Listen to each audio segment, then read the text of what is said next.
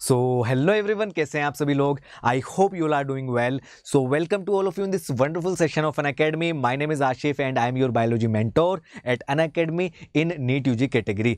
So I hope आप सभी लोगों की नीट की तैयारी अच्छी चल रही होगी और आप लोगों की तैयारी अच्छी चले, इसलिए हम लोगों ने आप लोगों के लिए एक बहुत ही बेहतरीन शानदार सीरीज लॉन्च की है, that is NCERT simplified series. Sir क्या होता है इस सीरीज के अंदर? इस सीरीज के अंदर हम लोग क्या करते हैं, एनसीईआरटी के पूरे एक चैप्टर को सिर्फ एक ही लेक्चर में या यूं कहें कि वन शॉट के अंदर पूरे के पूरे चैप्टर को फिनिश कर देते हैं एनसीईआरटी की लाइन बाय लाइन समझ करके। इसके अंदर हम एनसीईआरटी की लाइन बाय लाइन समझने के साथ में उसकी टेबल को, उसके डायग्राम्स को डिटेल में समझते हैं, क्योंकि आप सभी लोग जानते हैं कि एनसीईआरटी का क्या रोल रहता है स्पेशली बायोलॉजी के अंदर। ठीक है, तो इससे पहले और भी लेक्चर्स हम लोगों ने वन शॉट के लेक्चर अपलोड किए हुए हैं, जाकर के उनको देखें। और अगर आप नए हैं तो चैनल को सब्सक्राइब करें ताकि इस तरीके के हेल्पफुल लेक्चर्स आपको मिलते रहें। आज की इस वीडियो में हम लोग डिस्कस करेंगे मॉर्फोलॉजी ऑफ फ्लावरिंग प्लांट्स के बारे में, that is one of the most important topics और चैप्टर्स ऑफ बायोलॉजी। ठीक है, आज इस क्लास के अंदर हम लोग क्या करेंगे, NCERT wise line by line चीज़ों को समझेंगे डिटेल में और सिंप्लीफाइड तरीके से। ठीक है, तो बिना किसी देरी के इस वीडियो को शुरू करते हैं। चलिए, सबसे पहले बात करेंगे इस चैप्टर के नाम से, मॉर्फोलॉजी ऑफ फ्लावरिंग प्लांट्स। जब ये इस चैप्टर का नाम है मॉर्फोलॉजी, तो यहाँ पर एक डाउट आ रहा होगा आपको कि सर मॉर्फोलॉजी का क्या मतलब होता है। मॉर्फोलॉजी का मतलब होता है स्टडी ऑफ एक्सटर्नल स्ट्रक्चर, बाहर से देखी जाने वाली स्ट्रक्चर की स्टडी को कहा जाता है मॉर्फोलॉजी।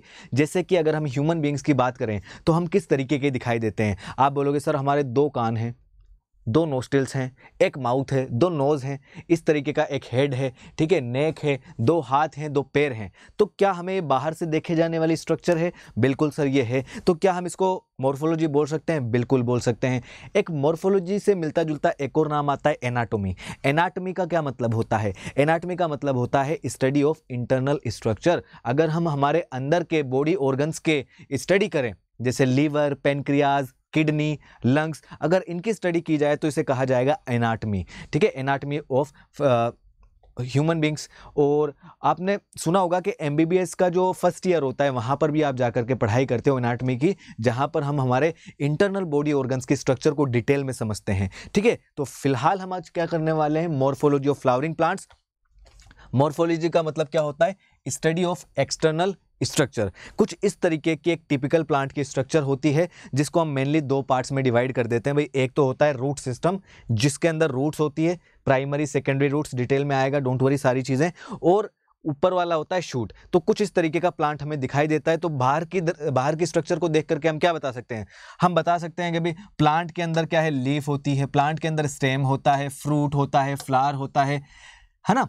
काफी सिंपल लग रहा है, लेकिन कितने टाइप्स की लीफ है, कौन कौन से फंक्शंस होते हैं लीफ के, स्टेम का क्या फंक्शन होता है, फ्रूट किस टाइप का होता है, फ्लावर जो है इसके अंदर कौन कौन से डिफरेंट स्ट्रक्चर्स हैं, रूट की अगर बात करें तो क्या एक ही तरीके की रूट है या अलग अलग टाइप की रूट्स हैं, है ना। मोनोकोट्स में कौन सी रूट है, डाइकोट्स में कौन सी रूट है। ठीक है, इन सभी चीज़ों को हम डिटेल में समझेंगे कि भाई नोड क्या है, इंटरनोड क्या है, लीव्स कहाँ से निकलती है, बड क्या होता है। ठीक है, तो ये सारी चीज़ें हम लोग डिटेल में स्टडी करेंगे। सबसे पहले यहाँ पे सिंप्लीफाइड तरीके से आप लोगों के लिए एक डेफिनेशन लगी हुई है, that is of morphology. Morphology का मतलब क्या होता है? Morphology is nothing but it is the study of external structure of organism. एक ऑर्गेनिज्म की एक्सटर्नल स्ट्रक्चर की स्टडी को कहा जाता है मॉर्फोलॉजी। ये एक इंपॉर्टेंट डेफिनेशन है ताकि आप समझ सको। इससे डायरेक्ट क्वेश्चन तो नहीं आएगा, आ भी सकता है इनडायरेक्टली, लेकिन आपको ये समझ में आना चाहिए कि मॉर्फोलॉजी होता क्या है। मॉर्फोलॉजी के अंदर हम क्या करते हैं, स्टडी करते हैं किसी चीज़ के साइज की, शेप की, स्ट्रक्चर की, टाइप्स की, ठीक है, और उसका रिलेशनशिप बाकी की दूसरी स्ट्रक्चर्स के साथ में। ठीक है, तो मेनली हमारे लिए ये वाला पार्ट इंपॉर्टेंट है, और study of size, shape, structure of the external parts of the body. ठीक है सर, यहाँ तक बात समझ में आ गई।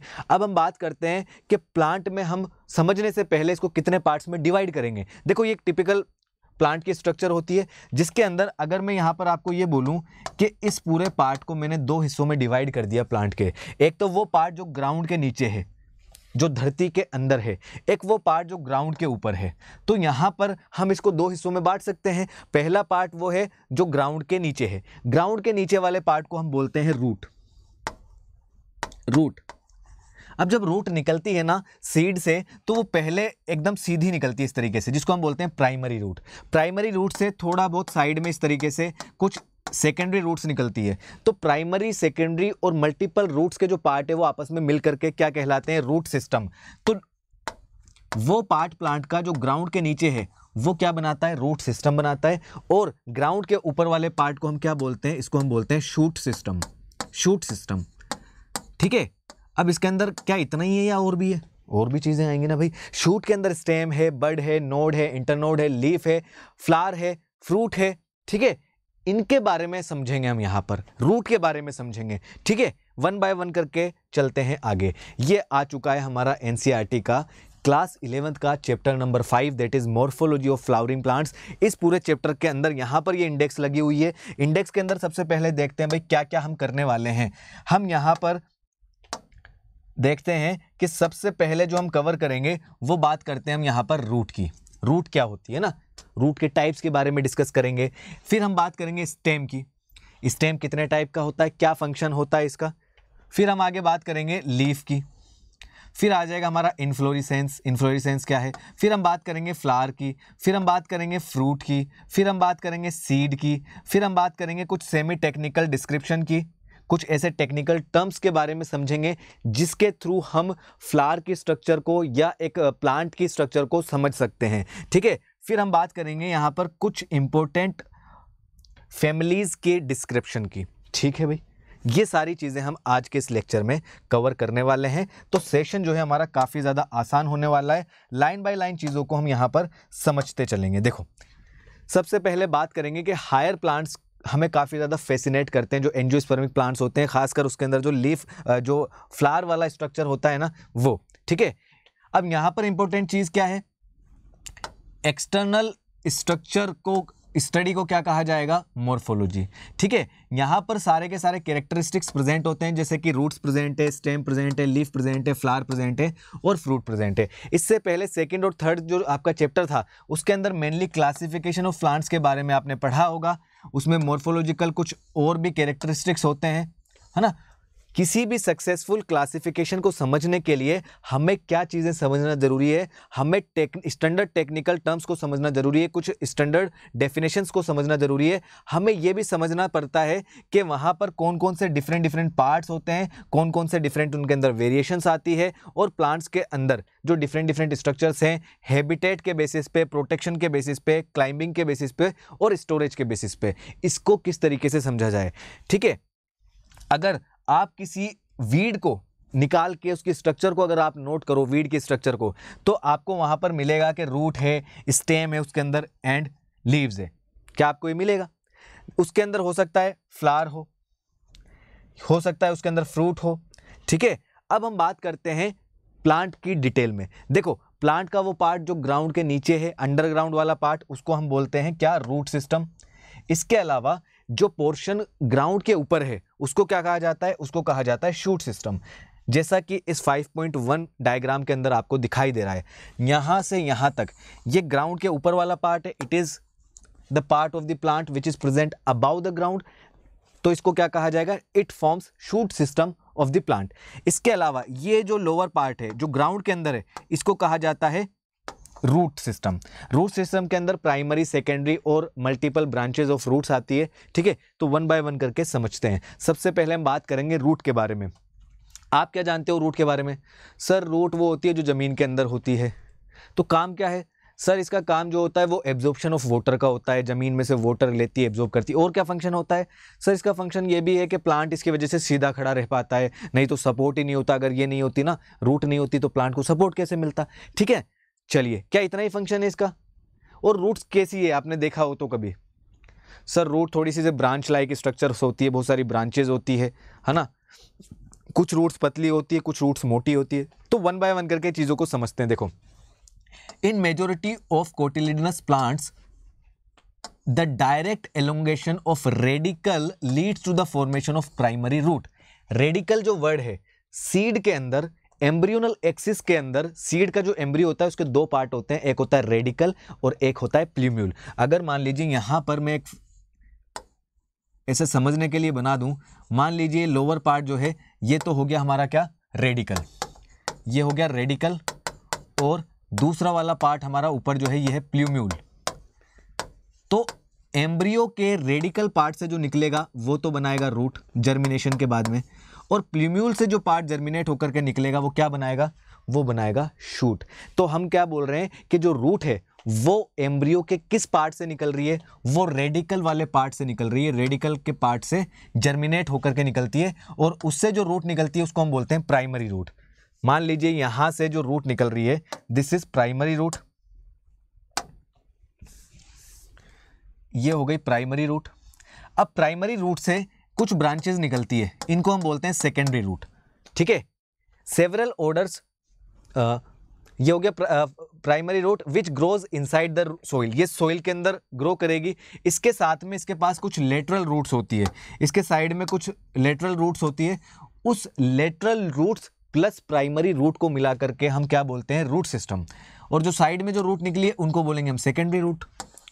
और उसकी और ब्रांच निकलेगी, जैसे इसकी और ब्रांच निकल गई तो टर्शरी रूट। जितनी ज़्यादा ब्रांचेज होती जाएगी उतनी ही पहले प्राइमरी, फिर सेकेंडरी, फिर टर्शरी, इस तरीके से आगे चलता जाएगा। तो मेन प्राइमरी रूट प्लस इनकी जो ब्रांचेज हैं उसको क्या बोलेंगे, रूट सिस्टम। सारों को एक साथ क्या बोलेंगे, प्राइमरी रूट, और उसकी ब्रांच को एक साथ कहा जाएगा टेप रूट सिस्टम। जैसे कि अगर हम बात करें मस्टर्ड के अंदर, मस्टर्ड प्लांट के अंदर, ठीक है, आप यहां देखो मस्टर्ड प्लांट के अंदर क्या होगा, टेप रूट सिस्टम बन जाएगा। ठीक है ना।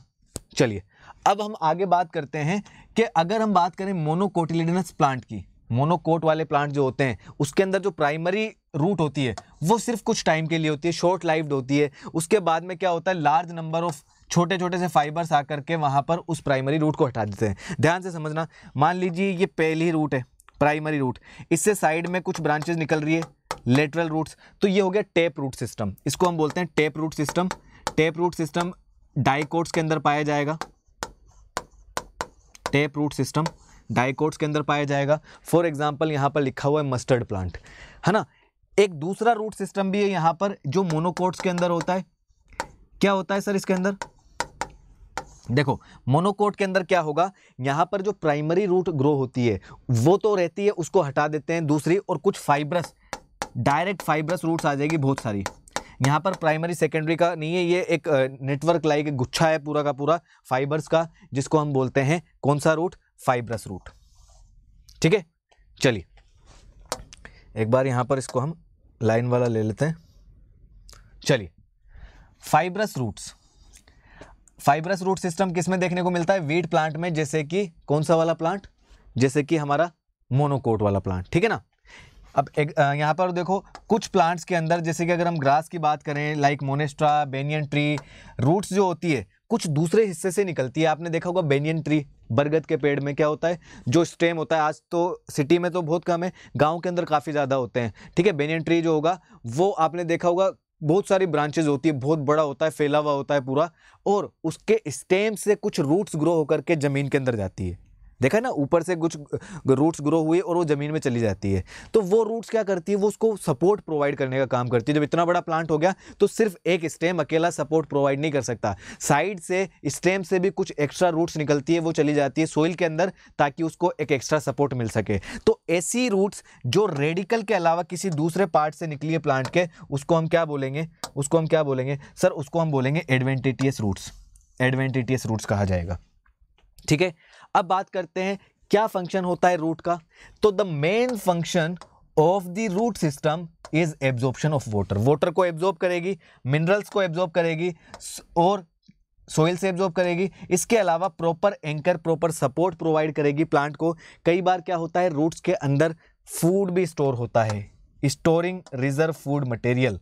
ओके, इसके अलावा प्लांट के कुछ ग्रोथ रेगुलेटर्स होते हैं, फाइटो हार्मोन्स, आपने पढ़ा होगा क्लास 10th के अंदर। फाइटो हार्मोन्स क्या करते हैं, प्लांट की ग्रोथ को रेगुलेट करते हैं, तो वो फाइटो हार्मोन्स भी बनते हैं रूट के अंदर। ठीक है ना, ये बात यहां तक क्लियर समझ में आ गई। रूट क्या है, जो सीड के रेडिकल पार्ट से ग्रो कर रहा है। अगर रेडिकल के पार्ट से ग्रो नहीं कर रहा है तो वो अगर कहीं और से ग्रो कर रहा है तो उसको हम बोलते हैं एडवेंटिटियस रूट्स। ठीक है, डाइकोट प्लांट्स के अंदर पहले प्राइमरी रूट ग्रो करती है, स्टार्टिंग में, फिर उससे साइड में सेकेंडरी रूट्स ग्रो करती है और उसको हम बोलते हैं टेप रूट सिस्टम, और मोनोकोट्स के अंदर इस तरीके का फाइब्रस रूट सिस्टम होता है। ठीक है, चलिए आगे बढ़ते हैं। अब बात करते हैं कि इसके जो रूट्स हैं उसके अंदर कौन कौन से डिफरेंट पार्ट्स होते हैं। देखिए, ये एक रूट का एक स्ट्रक्चर है, रीजन ऑफ रूट। अब यहां पर आपको देखिए सबसे लास्ट वाले, सबसे एंड वाले पार्ट पे क्या दिखाई दे रहा है, रूट केप। ये बिल्कुल ऐसी ही एक केप लाइक स्ट्रक्चर है, ये प्रोटेक्ट करती है रूट को। जब रूट सोइल के अंदर ग्रो करती है ना, तो ये रूट केप जो है ये इसको प्रोटेक्ट करती है, क्योंकि रूट जो है वो काफ़ी ज़्यादा सॉफ्ट होती है, डेलिकेट होती है। तो आगे से जब रूट कैप इसको कवर कर देगी तो सोइल के अंदर जब ये ग्रो करती है तो इसको कुछ डैमेज नहीं होता। ठीक है, रूट कैप के जस्ट अगला वाला पार्ट ये देखो, यहाँ पे कुछ दूर, अभी हम पढ़ेंगे, सिर्फ कुछ मिलीमीटर की डिस्टेंस पे ही यहाँ पर क्या होता है, एक रीजन होता है जहाँ पर मेरिस्टेमेटिक एक्टिविटी वाली सेल्स होती है। हमने पढ़ा है कि मेरिस्टेमेटिक टिश्यू क्या होता है। मेरिस्टेमेटिक टिश्यू वो होता है जिसके सेल के अंदर काफ़ी ज़्यादा डेंस साइटोप्लाज्म होता है और काफ़ी ज़्यादा स्पीड से वो सेल्स डिवाइड करती है ताकि ग्रोथ कर सके। ठीक है, तो यहां पर कौन सा मेरिस्टेम होगा, रूट एपिकल मेरिस्टेम, राइट। तो यहां पर मेरिस्टेमेटिक एक्टिविटी होगी जिससे सेल्स के नंबर बढ़ेंगे ताकि प्लांट ग्रो कर सके। इसके जस्ट ऊपर एक रीजन होता है, रीजन ऑफ इलोंगेशन, यहां से यहां तक। इस रीजन ऑफ इलोंगेशन के अंदर क्या होता है, वो सेल्स होती है जो इस रीजन को लेंथ वाइज बढ़ाएगी। ठीक है, यहां पर सेल्स के नंबर बढ़ रहे हैं, यहां पर साइज लेंथ बढ़ रहा है रूट का। ठीक है, फिर इसके ऊपर और आते हैं तो एक रीजन आता है मैच्योरेशन का। यहां पर इलोंगेशन के बाद में ये रीजन आएगा मैच्योरेशन का, जहां की सेल्स मैच्योर है, और जहां की सेल्स मैच्योर है वहां पे कुछ हेयर लाइक स्ट्रक्चर हमें दिखाई देते हैं जिसे कहा जाता है रूट हेयर्स। और रूट हेयर्स क्या करते हैं, सरफेस एरिया को इंक्रीज करते हैं ताकि ज्यादा से ज्यादा वाटर एब्जॉर्ब हो सके। ठीक है, तो वन बाय वन करके चीजों को समझते हैं। रूट्स के डिफरेंट रीजन्स के बारे में यहां पर बात कर रहे हैं। देखो, रूट जो है it is covered bye apex. ठीक है, अपेक्स पे रूट को कौन कवर करता है, एक थिम्बल लाइक स्ट्रक्चर होती है जिसको हम बोलते हैं root cap. Okay, root cap क्या करती है, प्रोटेक्ट करती है इसके लास्ट वाले पार्ट को, टेंडर को या अपेक्स ऑफ द रूट को। और कब करती है प्रोटेक्ट, जब ये सोइल के अंदर ग्रो होता है, अपना रास्ता बना रहा होता है। ठीक है, इससे थोड़ी सी मिलीमीटर ऊपर की तरफ, रूट केप के थोड़ी सी ऊपर की तरफ क्या है, रीजन ऑफ मेरिस्टेमेटिक एक्टिविटी होती है। यहाँ पर रीजन ऑफ मेरिस्टेमेटिक एक्टिविटी है।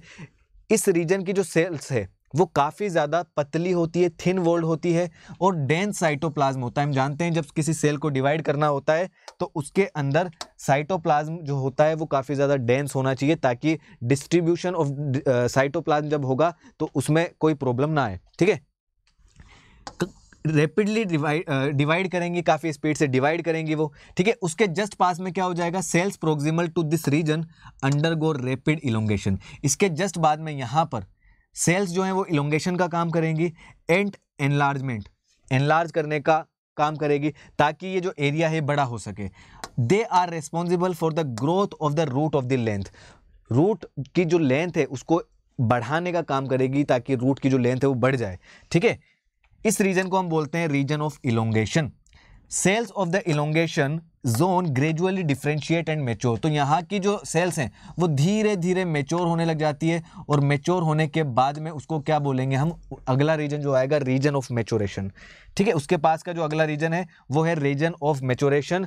यहाँ पे क्या होता है, कुछ एपिडर्मल सेल्स जो होती है वो fine delicate thread like structure बना लेती है जिसको हम बोलते हैं रूट हेयर्स। और रूट हेयर्स क्या करते हैं, सरफेस एरिया को इंक्रीज करते हैं ताकि ज़्यादा से ज़्यादा वाटर एब्जॉर्ब हो सके और वाटर के साथ में मिनरल्स भी एब्जॉर्ब हो सके सोइल से। आई होप ये वाले पेज की कहानी हमें समझ में आ गई है। ठीक है, चलिए आगे बढ़ते हैं। अब हम बात करेंगे स्टेम के बारे में। पहले आप बताओ स्टेम के बारे में आप क्या जानते हो, सोच के देखो। तो आप सोचोगे कि स्टेम वो पार्ट होता है जो ग्राउंड के ऊपर होता है, बिल्कुल सही है। स्टेम की बहुत सारी ब्रांचेज होती हैं, बिल्कुल सही है। स्टेम के जो ऊपर जो ब्रांचेज होती है उसके ऊपर लीव्स होती है, बिल्कुल सही है। क्या इसके ऊपर फ्लावर्स भी हो सकते हैं, हाँ बिल्कुल इसके ऊपर फ्लावर्स भी हो सकते हैं।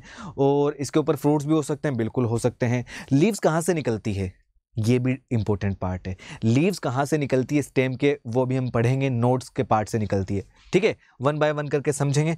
देखिए, ये पूरा स्टेम वाला पार्ट है, स्टेम की ये ब्रांचेज हैं और यहाँ पर कहीं कहीं पर बर्ड्स हैं। नोड वो पार्ट होता है जहाँ से लीव्स अराइज होती है। दो नोड के बीच के हिस्सों को बोलते हैं हम इंटरनोड। ठीक है, यहाँ पर लीफ भी होती है, स्टेम की ब्रांचेज भी होती है, फ्रूट्स भी होते हैं और फ्लावर्स भी होते हैं। इसको पूरे को क्या बोलते हैं, शूट सिस्टम। कहाँ से बनता है भाई, स्टेम जो बनता है वो एम्ब्रियो के प्लूम्यूल वाले पार्ट से बनता है। ठीक है, देखिए, what are the features that distinguish a stem from root, कौन से वो स्ट्रक्चर हैं जो स्टेम को रूट से डिफरेंशिएट करते हैं, इजीली बता देंगे भाई। ग्राउंड के ऊपर वाला जो पार्ट है वो क्या है, शूट है। ग्राउंड के नीचे वाला पार्ट क्या है, रूट है। रूट वाटर को एब्जॉर्ब करता है, शूट एब्जॉर्ब नहीं करता। शूट फोटोसिंथेसिस में हेल्प करता है, लीव्स होती है इसके ऊपर, और रूट नहीं करता, है ना। अगर कोई मॉडिफिकेशन नहीं है तो बात अलग है, ठीक है। चलिए आगे देखो, stem is the ascending part of the axis, ये असेंडिंग पार्ट है, ऊपर की तरफ बढ़ता हुआ। हमने पढ़ा ना असेंडिंग ऑर्डर, है ना, इंक्रीजिंग ऑर्डर। तो ये कैसा है, इंक्रीजिंग पार्ट है एक्सिस का। इसके ऊपर ब्रांचेज होती है, इसके ऊपर लीव्स होती है, फ्लावर्स होते हैं और कुछ फ्रूट्स भी होते हैं, ठीक है। ये सीड के या सीड के एम्ब्रियो के किस पार्ट से डेवलप होता है, प्लूम्यूल पार्ट से। एम्ब्रियो के, जर्मिनेटिंग सीड के एम्ब्रियो के प्लूम्यूल पार्ट से ये क्या करता है, डेवलप होता है, ठीक है। स्टेम के ऊपर नोड्स एंड इंटरनोड्स होती है। सर ये बात हमें समझ में नहीं आई, नोड्स एंड इंटरनोड्स क्या है। देखिए, नोड्स वो पार्ट है जहां से लीव्स निकलती है। जैसे ये लीव्स यहां से निकली तो ये इसका हो गया नोड, ये लीव्स यहां से निकली तो ये हो गया इसका नोड, और दो नोड के बीच की जो डिस्टेंस है वो होती है इंटरनोड। डिस्टेंस कहें या बीच का जो हिस्सा है उसको कहा जाता है इंटरनोड। ये nodes and internodes is the feature of stem, ये रूट्स के अंदर नहीं होती। तो नोड्स एंड इंटरनोड्स भी एक डिफरेंशिएटिंग प्रॉपर्टी हो गई कि किस तरीके से हम स्टेम को रूट से डिफरेंशिएट कर सकते हैं, ठीक है सर। यहां तक बात समझ में आ गई। चलिए देखो, वो रीजन स्टेम का जहां से लीव्स निकल रही है उसको तो कहा जाता है नोड्स, और इंटरनोड दो नोड्स के बीच के पोर्शन को कहा जाएगा, दो नोड्स के बीच के पोर्शन को कहा जाएगा इंटरनोड, ठीक है। इसके अलावा स्टेम के पास में बर्ड्स होती है जो या तो टर्मिनल हो सकती है, टर्मिनल का मतलब या तो टॉप पे हो सकती है या हो सकती है एक्सिलरी हो, एक्सिलरी का मतलब साइड में हो सकती है, ठीक है। स्टेम जनरली ग्रीन कलर का होता है जब यंग होता है। तो जैसा आपने देखा होगा, नया प्लांट जब ग्रो होता है तो उसका जो स्टेम है काफ़ी ज़्यादा सॉफ्ट होता है, सॉफ्ट फ्लेक्सिबल होता है और ग्रीन कलर का होता है। उस दौरान क्योंकि लीव्स नहीं होती तो फोटोसिंथेसिस करना भी किसको पड़ता है, स्टेम को पड़ता है, तो इसीलिए वो ग्रीन कलर का होता है। और धीरे धीरे बाद में वो हार्ड हो जाता है, वुडी हो जाता है, डार्क ब्राउन कलर का हो जाता है, ठीक है भाई। स्टेम का फंक्शन क्या है, स्टेम का फंक्शन यह है कि ये ब्रांचेस को स्प्रेड आउट करता है, बाहर की तरफ ब्रांचेस निकालता है। इसके ऊपर लीव्स होती हैं, फ्लावर्स होते हैं और फ्रूट्स होते हैं। इसके अलावा जो रूट ने एब्जॉर्ब किया था वाटर को, ये ऊपर पहुंचाने का काम करता है। तो वाटर को कंडक्ट करेगा, मिनरल्स को लेके जाएगा और फोटोसिंथेसिस भी कराएगा। क्योंकि फोटोसिंथेसिस क्यों कराएगा भाई, क्योंकि लीव्स है इसके ऊपर, ठीक है। Some stems perform the function of storage of food, कुछ जो स्टेम है वो क्या करते हैं, फूड स्टोर करने का काम करते हैं, सपोर्ट प्रोवाइड करते हैं, प्रोटेक्शन में हेल्प करते हैं और इवन वेजिटेटिव प्रोपेगेशन में भी हेल्प करते हैं, ठीक है। आई होप यहाँ तक हमें बात समझ में आ चुकी है। अब हम बात करेंगे द लीफ के बारे में। लीफ के बारे में क्या जानते हैं सर, हम लीफ के बारे में जानते हैं कि लीफ जो है वो ग्रीन कलर की होती है। और छोटी क्लासेस में सर हमने ये भी पढ़ा है कि इसके अंदर एक पिगमेंट होता है क्लोरोफिल, और ये पिगमेंट क्या करता है, लाइट एनर्जी को ट्रैप करने का काम करता है। तो ये जो लाइट एनर्जी ट्रैप हुई है ये हेल्प करती है फोटोसिंथेसिस में। तो क्या अल्टीमेटली जो लीफ है फोटोसिंथेसिस में हेल्प नहीं कर रही, बिल्कुल कर रही है। लीफ कहाँ से निकलती है, स्टेम के नोड वाले पार्ट से लीफ जो है ओरिजिनेट होती है। लीफ का आपने देखा होगा शेप और स्ट्रक्चर अलग अलग होता है। लीफ के अंदर कुछ व्हाइट कलर की लाइन्स होती है, उसको कहा जाता है वेन्स। वेन्स का भी जो अरेंजमेंट होता है लीफ के अंदर वो अलग होता है। देखते हैं वन बाय वन करके। देखो लीफ कैसी है, लेटरल होती है, मतलब प्लांट अगर ऐसे ग्रो कर रहा है तो लीफ इस तरफ ग्रो करेगी या ऐसे ग्रो करेगी, लेटरल ग्रो कर रही है, ठीक है। जनरली फ्लैट स्ट्रक्चर होती है, डोर्सो वेंट्रल इस तरीके से फ्लैट होती है, पिचकी हुई होती है, जो स्टेम के ऊपर बॉन्ड करती है, डेवलप होती है। It develops eight node, stem का जो नोड वाला पार्ट होता है वहां पर ये डेवलप करती है। दो नोड के बीच की जो पार्ट है उसको हमने बोल दिया इंटरनोड।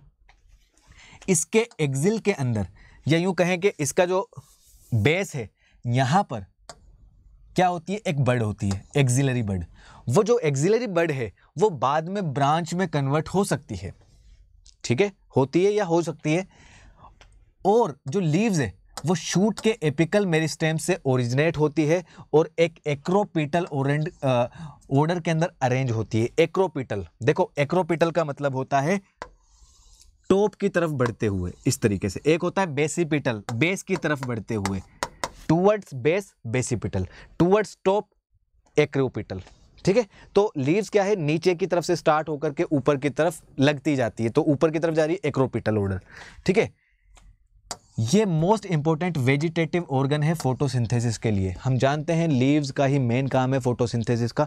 ठीक है, चलिए आगे बढ़ते हैं, डिफरेंट पार्ट्स के बारे में बात करेंगे। डोंट वरी, चलो कर लेते हैं यहीं पर।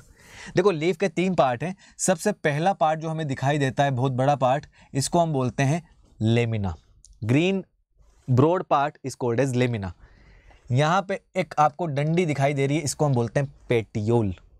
और जहां से ये अटैच होता है इसको बोलते हैं लीफ बेस। तो 3 पार्ट हो गए लीफ के। लीफ बेस जो अटैच्ड होता है स्टेम के साथ में, फिर एक ये फाइबर थिन पार्ट जो लेमिना को कनेक्ट करता है लीफ बेस से, इसको कहा जाता है क्या, पेटियोल। और ये जो बड़ा पार्ट है लीफ का, मेन पार्ट है, उसको कहा जाता है lamina. Leaf base, petiole, lamina. चलिए अब देखो यहाँ पर यही चीज बात करी अभी हमने। लीफ के अंदर मेनली 3 पार्ट होते हैं। पहला पार्ट होता है लीफ बेस, दूसरा पार्ट होता है पेटियोल और तीसरा पार्ट होता है lamina. Leaf base, petiole and lamina. ये बात समझ में आ गई? बिल्कुल आ गई। अब देखो यहाँ पे लीफ जो होती है वो लीफ बेस की हेल्प से स्टेम के साथ अटैच्ड होती है। ठीक है, इसके अंदर 2 लेटरल छोटी छोटी लीफ लाइक स्ट्रक्चर प्रेजेंट हो सकती है जिसको बोलते हैं स्टिप्यूल। यहां पर आप देख पा रहे हैं ये छोटी सी लेटरल लीफ लाइक स्ट्रक्चर है जिसको हम क्या बोलेंगे, स्टिप्यूल।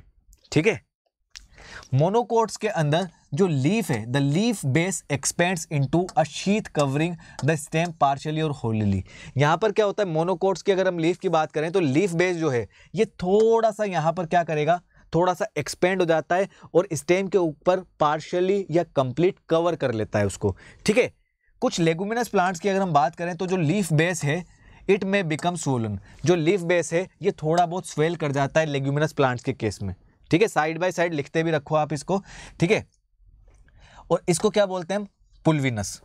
अगर लेगुमिनस प्लांट्स के अंदर जो लीफ बेस है वो फूल गया, स्वेल कर गया, तो उसको बोलते हैं पुल्विनस। पेटियोल क्या करता है भाई, ये रहा पेटियोल। पेटियोल क्या करेगा, it holds the blade to light. ये क्या करता है, इसके ओरिएंटेशन को डिसाइड करता है कि लीफ को किस तरीके से करना है। हमें मेनली क्या करना है, इस तरीके से ओरिएंटेशन रखना है इसका, ताकि ज़्यादा से ज़्यादा लाइट आ पाए। जितनी ज़्यादा लाइट आएगी उतना ही अच्छा है, उतना ही फोटोसिंथेसिस हो पाएगी। ठीक है, long thin flexible petiole allows leaf blade to flutter in wind. ये क्या करता है, जो पेटियोल है ये लीफ को हवा में लहरने में हेल्प करता है। पंछी बनूं उड़ता फिरूं मस्त गगन में। तो यहां पे क्या कर रहा है, ये पंछी बन के इसको मस्त गगन में उड़ाने का काम कर रहा है, ताकि ये एयर में मजा करता रहे, हिलता डुलता रहे। ठीक है, इसकी वजह से क्या होगा, ये लीफ जो है ये कूल रहेगी, इसके पास फ्रेश एयर आती रहेगी सरफेस के अंदर। ठीक है, अब देखो लेमिना को हम लीफ ब्लेड भी बोलते हैं। तो लेमिना और लीफ ब्लेड ये ग्रीन कलर का पार्ट है, एक्सपेंडेड पार्ट है। इसके अंदर कुछ इस तरीके की लाइनिंग हमें दिखाई देती है। इन लाइन्स को हम क्या बोलते हैं, वेन एंड वेनलेट्स। इसको क्या कहा जाएगा, वेन्स एंड वेनलेट्स। तो सबसे मेन जो वेन होती है वो बीच वाली वेन होती है जिसको हम बोलते हैं क्या, मिड रिब। क्या बोलते हैं, मिड रिब। सर क्या फंक्शन होता है मिड रिब का और वेनलेट्स का? तो जो वेन्स एंड वेनलेट्स प्रेजेंट होती है लीव्स के अंदर, वो इसकी स्ट्रक्चर को मेंटेन करके रखती है। इसके अलावा जो वाटर का ट्रांसपोर्टेशन होता है, डिफरेंट पार्ट्स में वाटर को डिस्ट्रीब्यूट करने में हेल्प करती है। ठीक है, ये arrangement of when and veinlets ये भी अलग अलग होता है, आगे हम देखेंगे।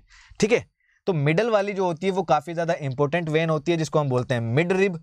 और वेन्स जो है वो इसको रिजिडिटी प्रोवाइड करती है लीफ ब्लेड को, ताकि वो ऐसे पिचक ना जाए, ऐसा जो शेप है उसकी वो मेंटेन रहे।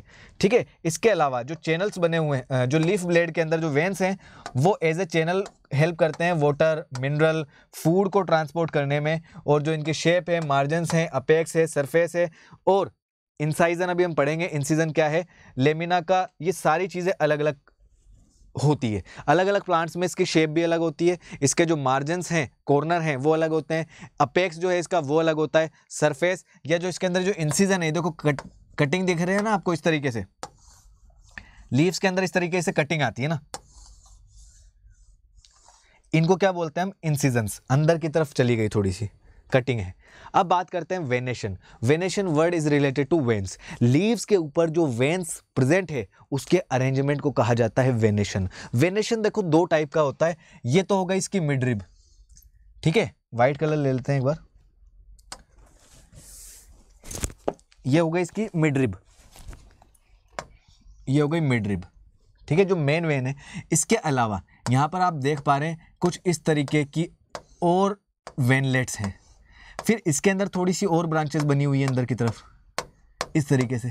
तो ये एक नेटवर्क लाइक स्ट्रक्चर हो गया। तो इसको हम बोलते हैं रेटिकुलेट वेनेशन, रेटिकुलेट वेनेशन। ठीक है, रेटिकुलेट वेनेशन पाया जाता है डाइकोट्स के अंदर, डाइकोट प्लांट्स के अंदर। इसके अलावा यहाँ पर आप देख रहे हैं ये हो गई मिड रिब, और इस मिड रिब के साथ साथ में कुछ पैरेलल वेनलेट्स भी यहाँ पर प्रेजेंट है। तो इस तरीके के वेनेशन को क्या कहा जाएगा? सर ये तो पैरेलल लग रहा है, तो इसको पैरेलल कह सकते हैं क्या? बिल्कुल कह सकते हैं। इसको कहा जाएगा पैरेलल वेनेशन, जो पाया जाता है मोनोकोट प्लांट्स के अंदर, मोनोकोट प्लांट्स के अंदर। यहाँ तक आई होप क्लियर आपको चीज़ें समझ में आ रही है। ठीक है, तो वेनेशन क्या है? The arrangement of veins and veinlets lamina के अंदर, it is termed as venation. Lamina के अंदर किस तरीके से वेन्स एंड वेनलेट्स का अरेंजमेंट है उसको कहा जाता है वेनेशन। अब देखो यहाँ पे the veinlets form a network, venation को कहा जाएगा रेटिकुलेट वेनेशन। और अगर पैरेलल हो सारे वेनलेट्स लेमिना के अंदर तो इसको कहा जाएगा पैरेलल वेनेशन। डाइकोट्स की जो लीव्स होती है उसके अंदर जनरली रेटिकुलेट वेनेशन पाया जाता है, जबकि मोनोकोट के अंदर पैरेलल वेनेशन पाया जाता है। इतनी सी बात थी, कितनी आसान है, कोई दिक्कत नहीं है। वेरी गुड, आगे बढ़े, चलो आगे बढ़ते हैं। अब हम बात करते हैं टाइप्स ऑफ लीव्स की। लीव्स कितने टाइप की होती है? लीव्स कोई एक जैसी एक ही थोड़ी होती है, अलग अलग टाइप्स की होती है। तो लीव्स के टाइप्स को अब हम समझेंगे। देखो जी, लीव्स के हमने अभी क्या देखा, लीव्स की स्ट्रक्चर कुछ इस तरीके की होती है। ठीक है, ये लीव की स्ट्रक्चर हो गई। कुछ कुछ लीव्स के अंदर यहां पर कट आ जाते हैं। ठीक है, मान लीजिए यहां पर कट आ गए तो लीफ किस तरीके की बन जाएगी? लीफ बन जाएगी थोड़ी ऐसी।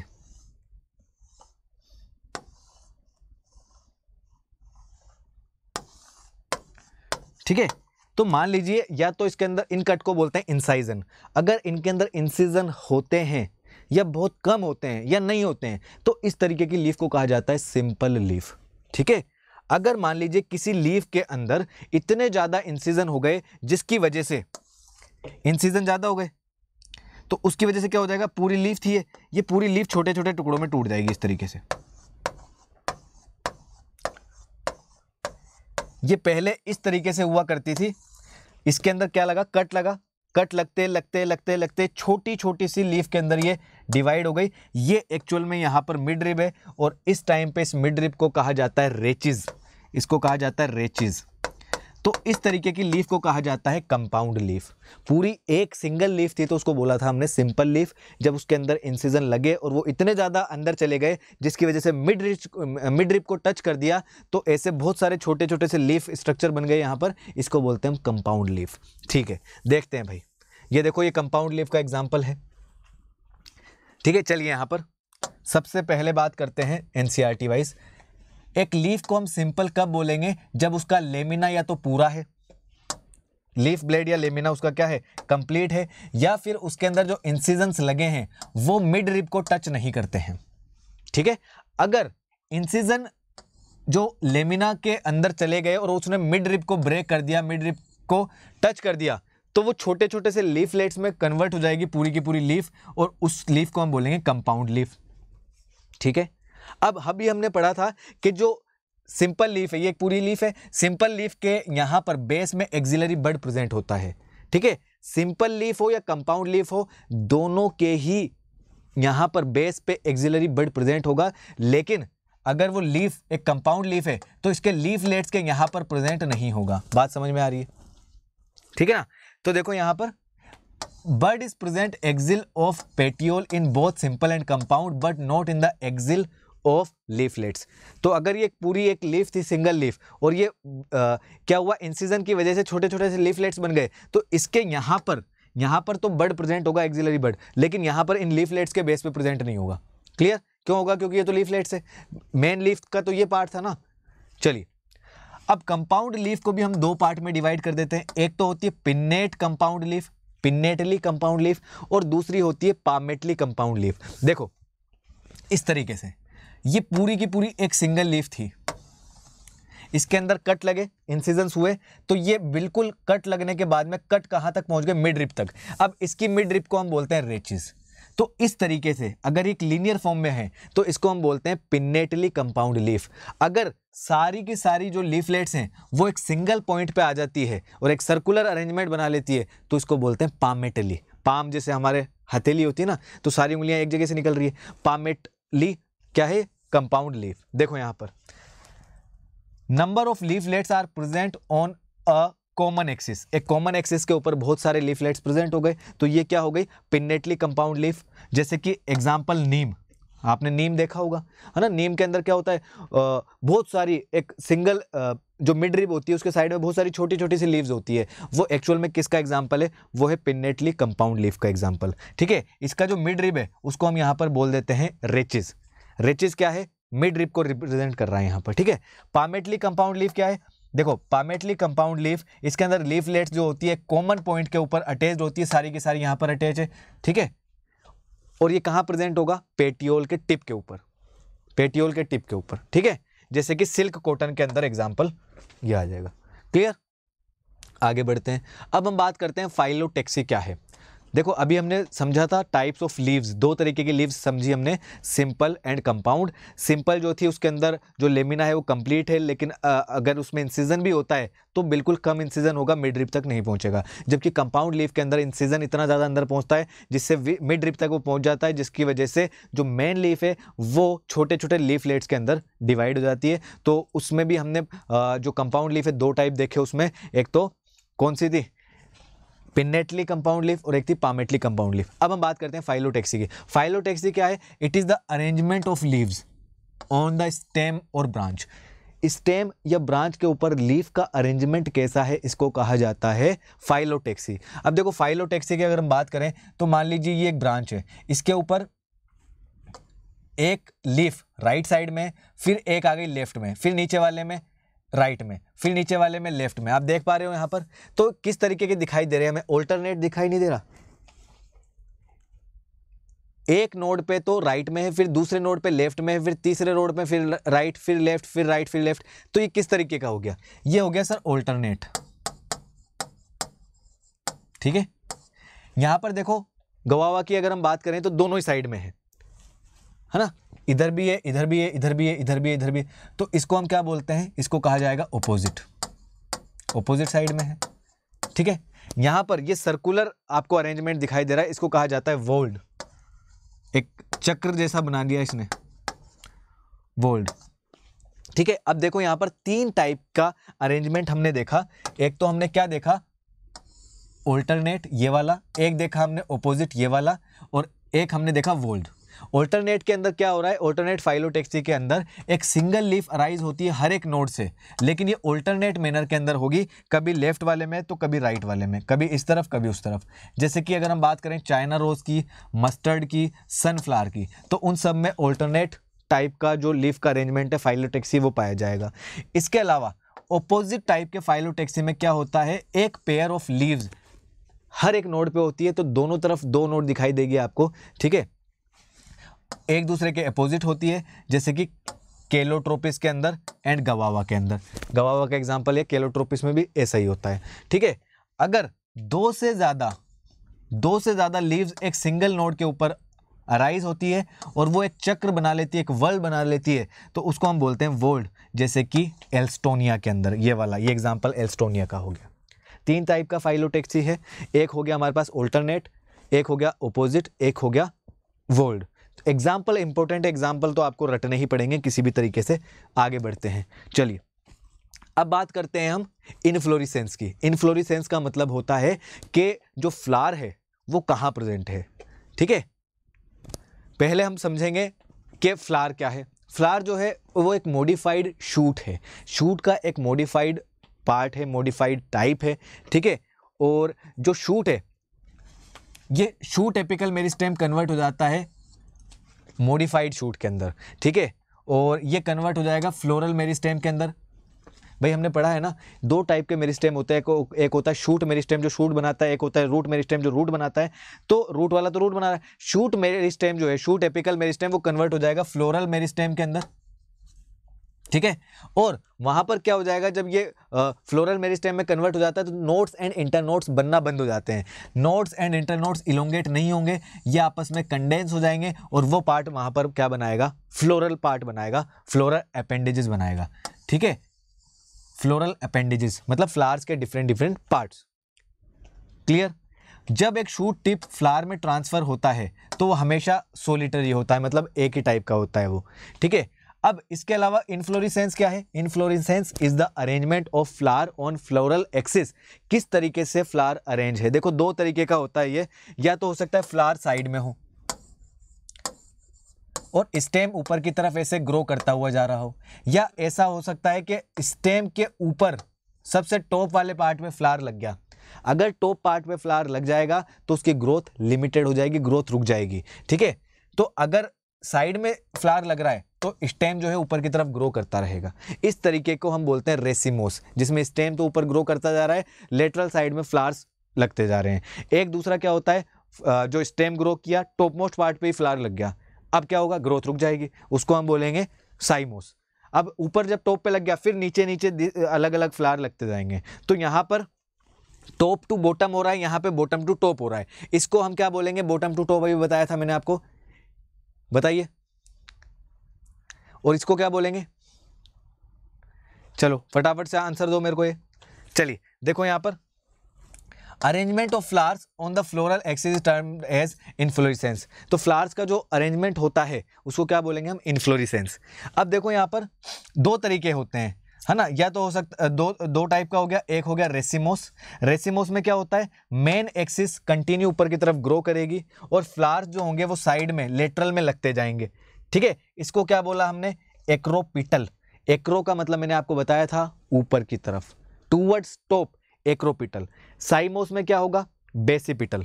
ठीक है, देखो साइमोस में क्या होगा, ये एक ऐसे टाइप का इन्फ्लोरेसेंस है जो मेन एक्सिस जो टॉप मोस्ट है वहां पर फ्लावर लग जाएगा, इसकी वजह से ग्रोथ क्या हो जाएगी, लिमिटेड हो जाएगी, और इस टाइप को हम बोलते हैं बेसिपिटल ऑर्डर, बेसल नीचे की तरफ। ठीक है, क्लियर यहां तक बात? भाई फ्लावर क्या है, flower is the modified shoot. जब फ्लावर बनता है तो यहाँ पर एपिकल मेरिस्टेम क्या करता है, नोड्स एंड इंटर नोड्स को बनाना बंद कर देता है। ये एक किस में कन्वर्ट हो जाएगा, फ्लोरल मेरिस्टेम के अंदर कन्वर्ट हो जाएगा, जिसकी वजह से नोड्स एंड इंटर नोड्स वाला पार्ट कंडेंस हो जाएगा और फ्लोरल अपेंडेजेस बनेंगे। ठीक है, ओके। एक ब्रांच में या प्लांट के अंदर जिस तरीके से फ्लावर के अरेंजमेंट होते हैं, फ्लावर के अरेंजमेंट को कहा जाता है इनफ्लोरेसेंस। दो तरीके का होता है, एक होता है रेसिमोस जिसमें फ्लावर साइड में लगते हैं, एक होता है साइमोस जिसमें फ्लावर टॉप पे लगते हैं। अगर फ्लावर टॉप पे लग गया तो प्लांट आगे ग्रो नहीं करेगा, और अगर साइड में लग रहा है तो प्लांट आगे ग्रो कर रहा है। जिस पे प्लांट टॉप पे जिस पे फ्लावर टॉप पे लगा उसको हम बोलते हैं बेसिपिटल, जिसमें साइड में लग रहा है उसको बोलते हैं हम एक्रोपिटल। ठीक है, चलिए आगे बढ़ते हैं। अब बात करते हैं फ्लावर के बारे में और डिटेल में। फ्लावर के डिफरेंट डिफरेंट पार्ट्स को समझते हैं। अभी हमने समझा कि फ्लावर क्या है, flower is a modified shoot. ठीक है, फ्लावर जो है ये सबसे खूबसूरत स्ट्रक्चर होती है पूरे प्लांट के अंदर, and it is the part of reproductive unit. Plant के अंदर एंजियोस्पर्मिक प्लांट्स के अंदर जो फ्लावर होता है उसका मेन फंक्शन होता है रिप्रोडक्शन का। ठीक है, एंजियोस्पर्म्स के अंदर रिप्रोडक्शन होगा, और वो भी कौन सा रिप्रोडक्शन, सेक्सुअल रिप्रोडक्शन। ठीक है भाई, अब फ्लावर के डिफरेंट डिफरेंट 4 पार्ट्स होते हैं। अगर अपन बाहर से अंदर की तरफ चलें तो इसके अंदर 4 डिफरेंट पार्ट्स होते हैं जो एक सर्कुलर अरेंजमेंट में प्रेजेंट होते हैं, तो इसलिए हम उसको बोलते हैं वर्ल्ड। वर्ल्ड का मतलब चक्र। देखिए सबसे बाहर की अगर हम बात करें तो सबसे आउटर मोस्ट पार्ट पे हमें ग्रीन कलर की स्ट्रक्चर दिखाई देती है, जैसे सेपल कहा जाता है। सेपल का जो वर्ल्ड है इसको कलेक्टिवली हम बोलते हैं कैलिक्स। कैलिक्स के जस्ट अंदर की तरफ चलेंगे तो हमें पेटल्स दिखाई देते हैं, और पेटल्स का जो पूरा ग्रुप है उसको कहा जाता है कोरोला। कोरोला, ठीक है। कैलिक्स और कोरोला दोनों ही सपोर्टिव ऑर्गन है, रिप्रोडक्शन के अंदर इनका मेन इंपॉर्टेंट रोल नहीं है। ये क्या करते हैं, इस पूरी प्रोसेस के अंदर हेल्प करते हैं। अंदर चलते हैं इसके। अब इसके अंदर ये मेल रिप्रोडक्टिव पार्ट जो होता है इसको हम बोलते हैं एंड्रोशियम। क्या बोलते हैं, एंड्रोशियम।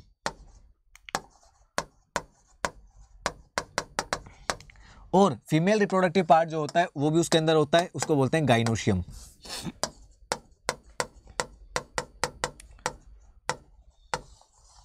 ठीक है,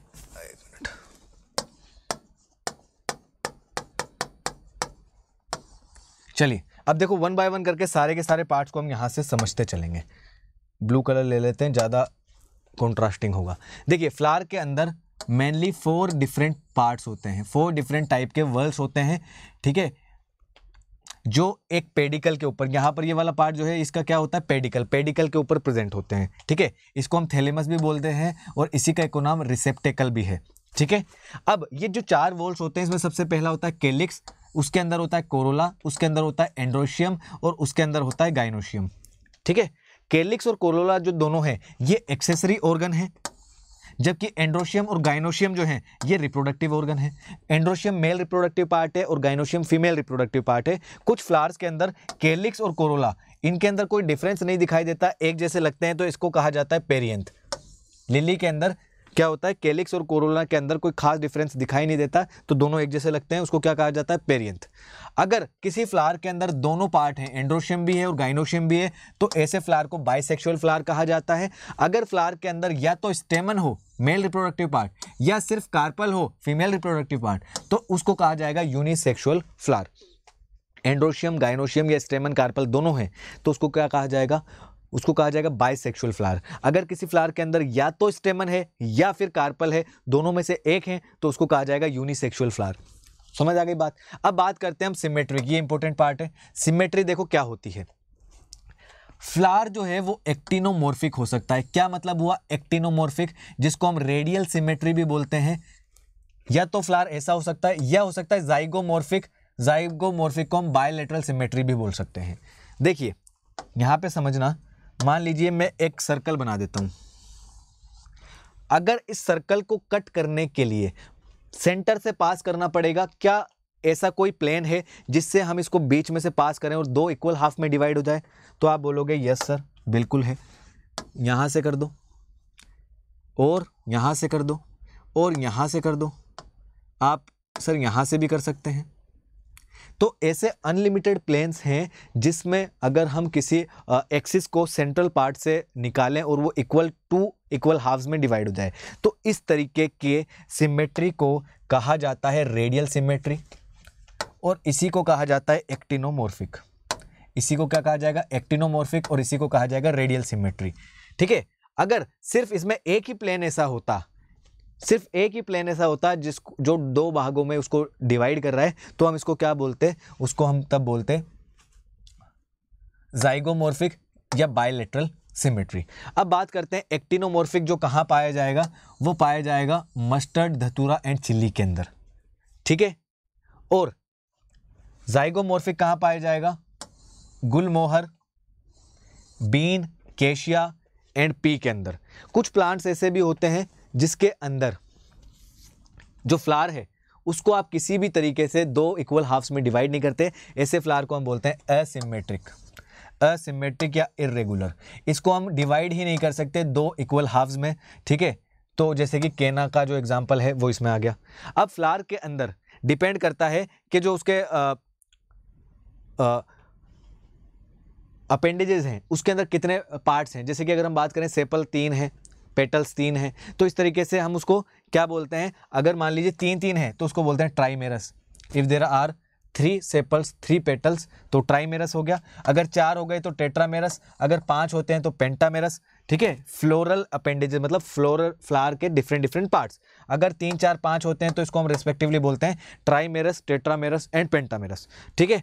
फ्लावर्स के अंदर कुछ reduced leaf like structure present होती है बेस के अंदर, और उसको हम क्या बोलते हैं, उसको हम बोलते हैं ब्रेक्ट्स। तो अगर फ्लावर के बेस पे ये ब्रेक्ट्स प्रेजेंट होते हैं तो ऐसे फ्लावर को हम बोलते हैं ब्रेक्टिएट फ्लावर, और अगर ये नहीं प्रेजेंट होते तो उसको बोलते हैं ई ब्रेक्टिएट। मान लीजिए कि मैं यहाँ पर एक फ्लावर बना रहा हूँ, तो इस फ्लावर के बेस पे यहाँ पर एक leaf like, reduced leaf like structure present होती है जिसको बोलते हैं ब्रेक्ट्स।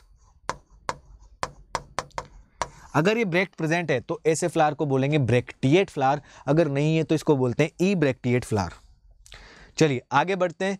अब हम बात करते हैं based on position of calyx, corolla, androecium in respect to ovary. देखो ओवरी के रेस्पेक्ट में ये सारे के सारे कहाँ प्रेजेंट है, देखो यहाँ पर ध्यान से देखना, ये स्ट्रक्चर दिखा रहा हूं मैं आपको। पहले सबसे पहले वाली पोजीशन पे ये रही ओवरी, ओवरी के नीचे अगर मान लीजिए सभी फ्लोरल अपेंडेजेस ओवरी के नीचे हैं तो इसको कहा जाएगा हाइपोगाइनस फ्लावर। हाइपो का मतलब नीचे, गाइनस का मतलब क्या, ओवरी, है ना, या गाइनोशियम। तो गाइनोशियम ऊपर है, बाकी सब उसके नीचे हैं, तो ऐसी कंडीशन को हम क्या बोलेंगे, हाइपोगाइनस फ्लावर। ठीक है, चलिए देखो वन बाय वन करके समझते हैं सारे। Based on the position of calyx, corolla and androecium in respect to the ovary on the thalamus. Thalamus पे कैलिक्स, कोरोला और एंडोशियम की पोजीशन किसके रेस्पेक्ट में, ओवरी के रेस्पेक्ट में। तो the flowers are described as hypogynous, perigynous, epigynous. 3 type के flower हो गए इस बेसिस पे। हाइपोगाइनस फ्लावर वो फ्लावर होता है जिसमें गाइनोशियम की पोजीशन सबसे हाईएस्ट होती है और बाकी के पार्ट जो होते हैं वो ओवरी के नीचे होंगे। इसमें ओवरी सबसे ऊपर होगी तो ऐसी ओवरी को हम बोलते हैं superior ovary.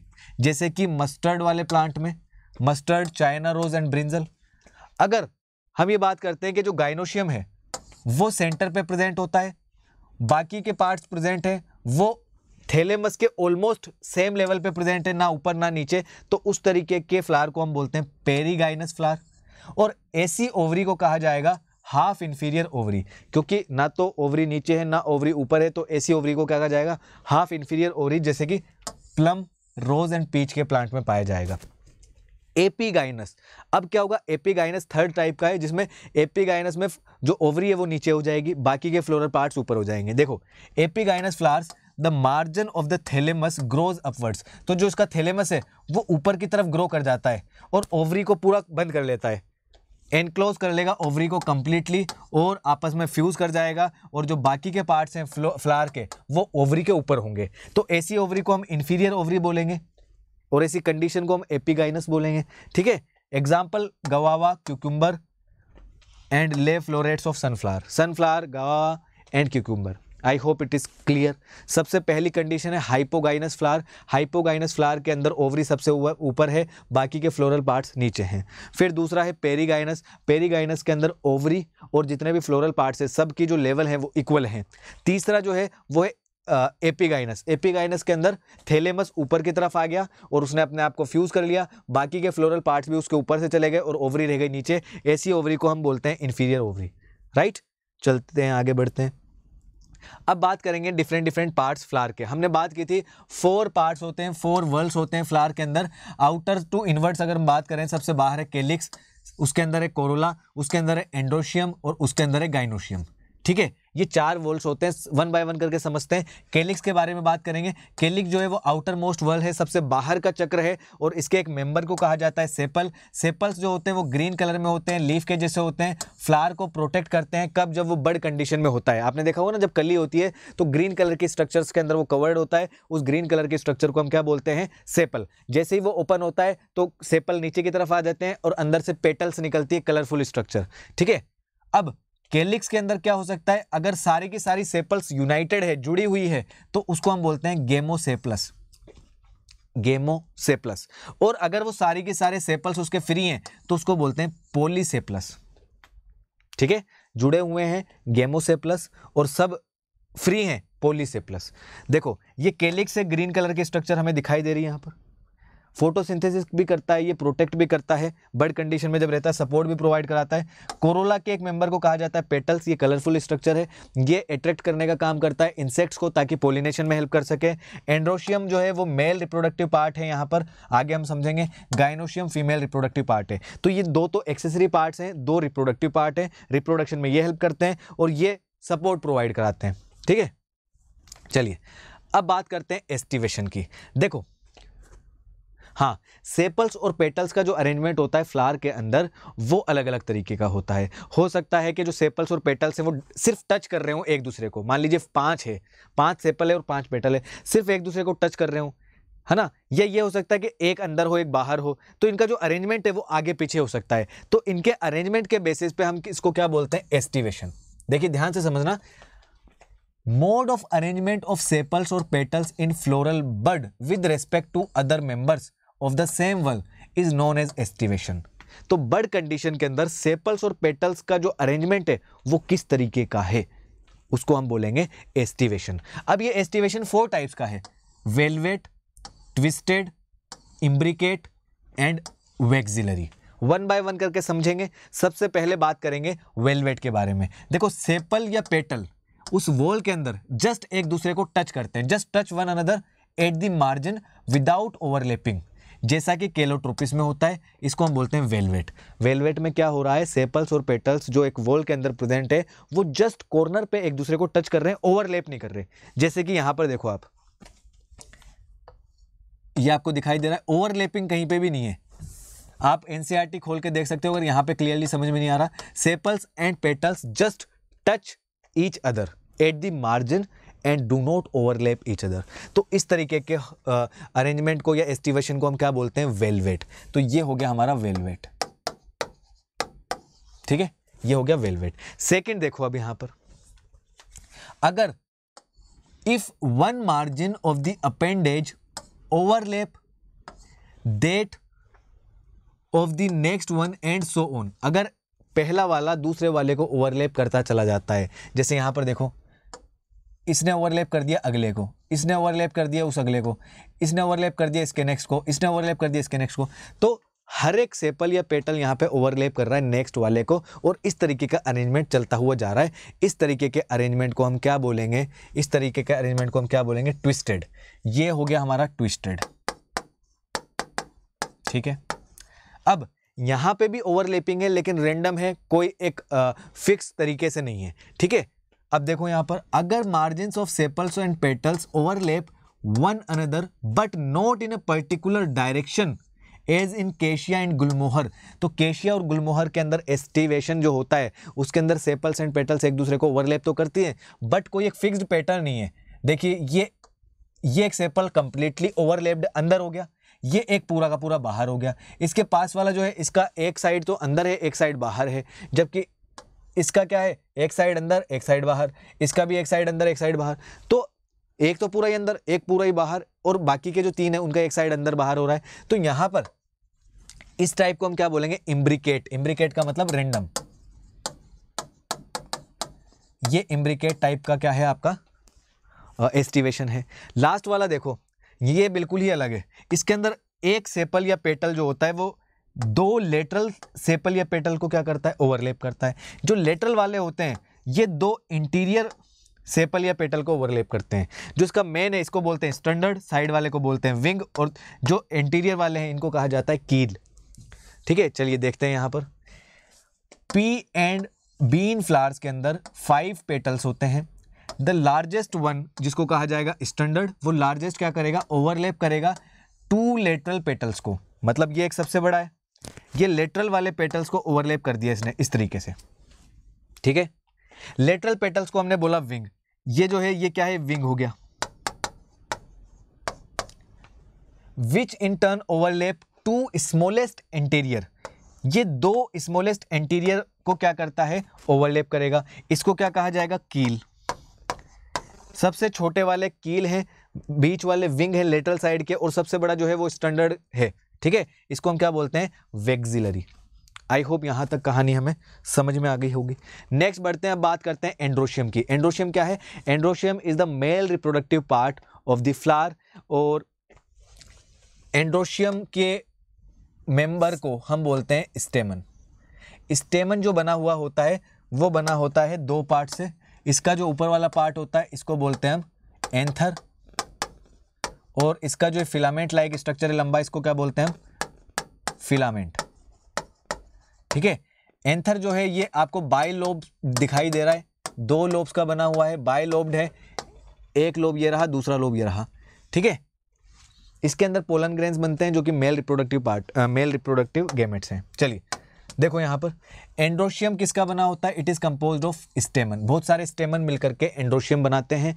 Each stamen represents the male reproductive organ. हर एक स्टेमन जो है मेल रिप्रोडक्टिव ऑर्गन होता है, और हर एक स्टेमन जो है इसके अंदर 2 पार्ट हैं, एक तो फिलामेंट है, ये हमने देखा फिलामेंट, और दूसरा क्या है, एंथर है, ठीक है भाई। Each anther is usually bilobed, हर एक एंथर बाइलोब्ड है, हमने यहां पर देखा 2 लोब्स हैं। ईच लोब हैज 2 चेंबर्स, हर एक लोब के अंदर 2 चेंबर्स होंगे, तो 2 चेंबर्स बना दो यहां पर, ठीक है। समझ आ गई बात। चलिए अब ये जो 2 चेंबर्स हैं इनको हम क्या बोलते हैं, पोलन सेक। तो यहाँ पे जो हमने बनाए हैं दीज आर पोलन सेक, तो टोटल पोलन सेक कितने हो गए? 4 पोलन सेक हो गए।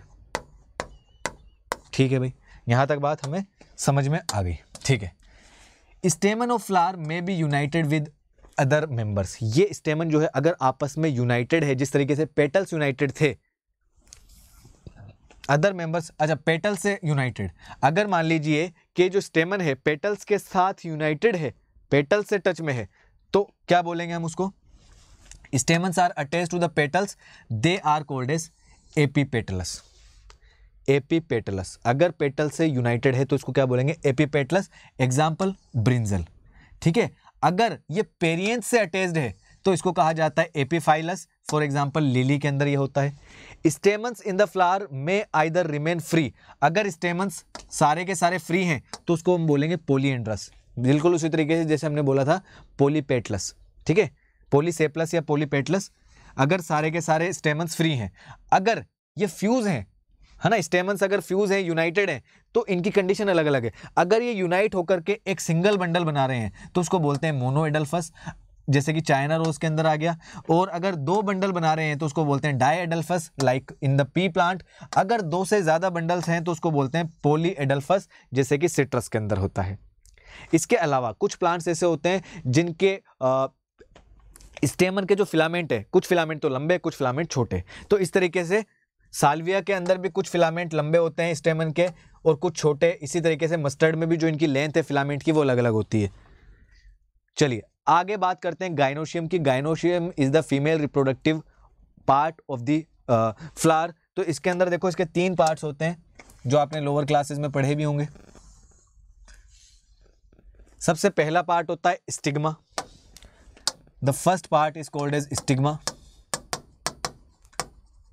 बीच में जो ट्यूब लाइक स्ट्रक्चर है वो होता है स्टाइल। और सबसे लास्ट वाला स्वेलन पार्ट आपको दिखाई दे रहा है, ये होता है ओवरी।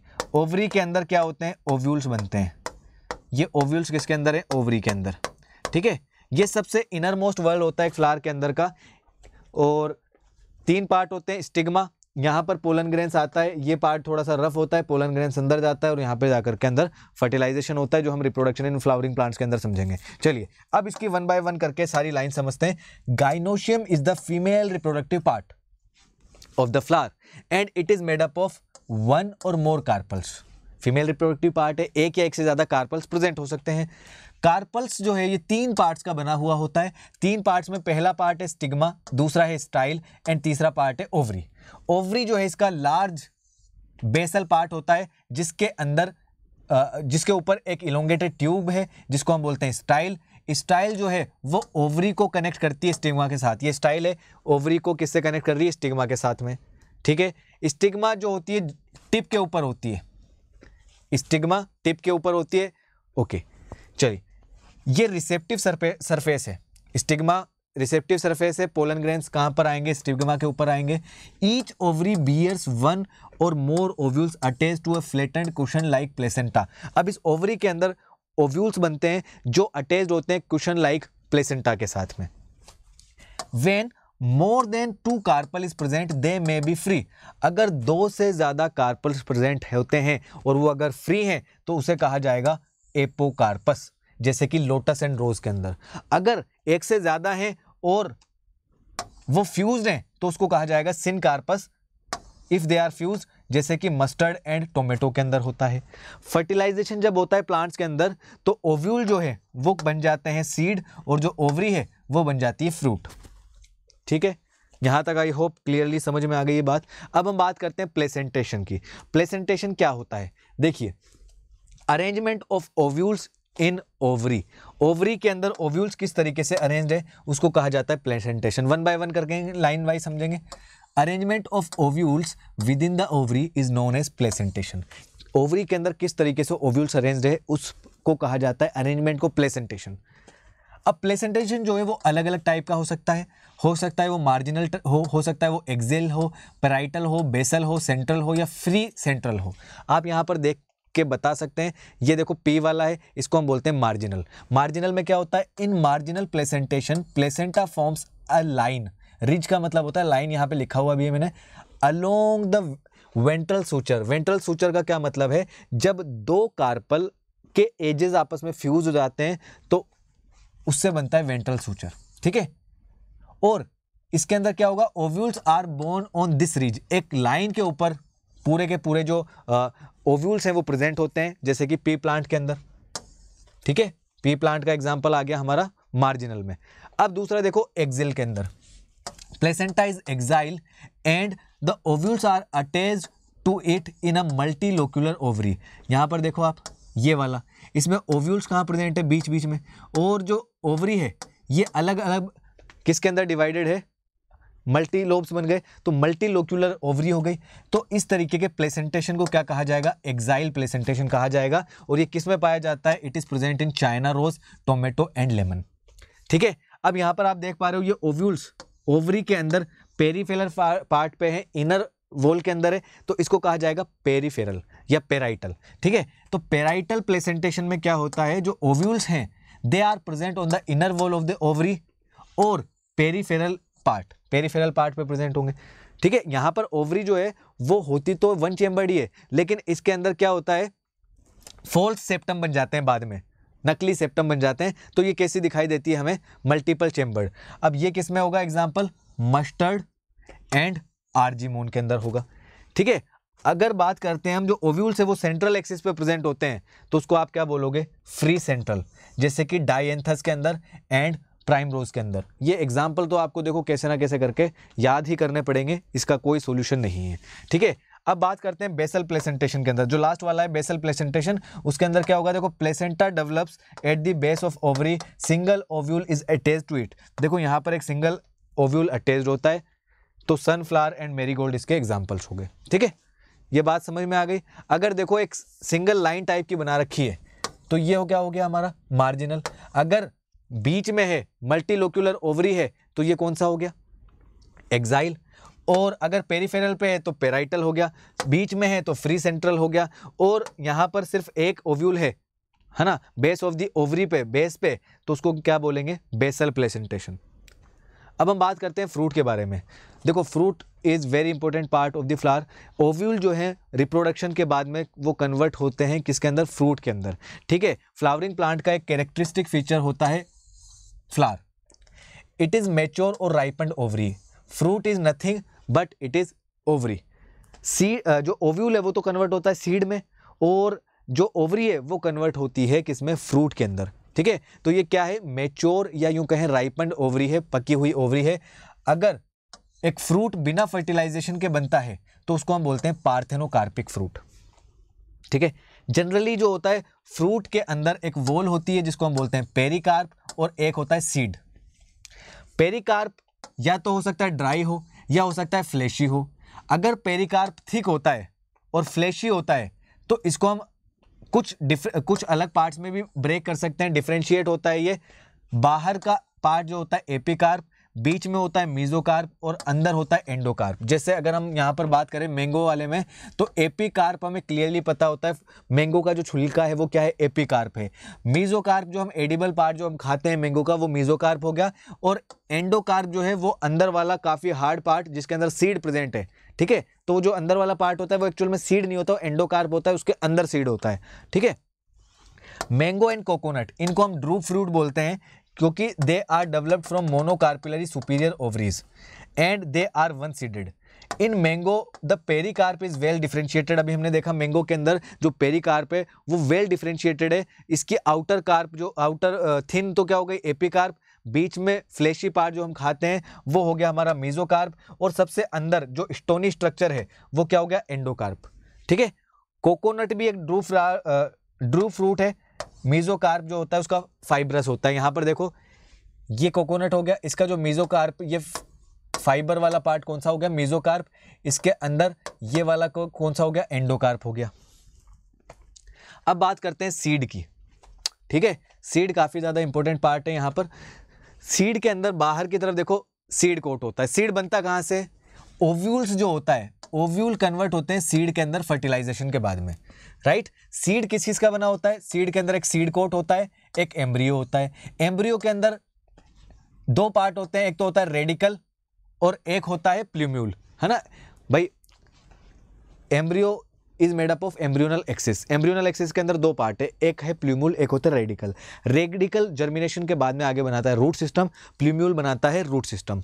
ठीक है, अब किसी किसी प्लांट के अंदर हो सकता है एक कोटिलिडन हो, जैसे ग्राम एंड पी। किसी किसी के अंदर दो कोटिलिडन्स होते हैं जिसको हम बोलते हैं, हाँ, जिसके अंदर दो कोटिलिडन है, ग्राम एंड पी हो गया। और किसी के अंदर एक होता है जिसको हम बोलते हैं मोनोकोट्स, वीट एंड मेज, ये हो गया मोनोकोट्स। चलिए अब बात करते हैं स्ट्रक्चर ऑफ डाइकोटिलिडनस सीड की। देखो यहाँ पर आपको क्लियरली दिखाई दे रहा है, ये एक डाइकोट सीड है। डाइकोट सीड के ऊपर सीड कोट है, यहाँ पर एक उभार दिखाई दे रहा है, एक निशान दिखाई दे रहा है, हाइलम बोलते हैं। एक छोटा सा छेद होता है जिसको बोलते हैं माइक्रोपाइल। इसको ओपन करेंगे तो इसके अंदर ये दो कोटिलिडन्स हैं, दो कोटिलिडन्स के अंदर फूड स्टोर्ड होता है। यहाँ पर ये एम्ब्रियोनल एक्सिस है, एम्ब्रियोनल एक्सिस का एक ऊपर वाला पार्ट प्ल्यूम्यूल है, नीचे वाला रेडिकल है। रेडिकल जो है ये रूट बनाता है और प्ल्यूम्यूल जो है ये शूट बनाता है। ठीक है, चलिए वन बाय वन करके अब पूरी की पूरी कहानी को इसकी समझते हैं एनसीईआरटी से। देखिए, outermost covering of the seed is called as seed coat. Seed के बाहर का जो आउटर मोस्ट कवरिंग है वो सीड कोट है। सीड कोट की दो लेयर होती है, बाहर वाली लेयर को बोलते हैं टेस्टा और अंदर वाली को बोलते हैं टेगमन। ठीक है, हाइलम क्या है यहाँ पर? हाइलम एक निशान है, एक स्कार है सीड कोट के ऊपर, जहां से जब सीड डेवलप कर रहा होता है तो ये जब फ्रूट के साथ अटैच्ड होता है तो उसका निशान यहाँ पर इसका लगा हुआ होता है। हाइलम के ऊपर एक छोटा सा पोर है जिसको हम बोलते हैं माइक्रोपाइल।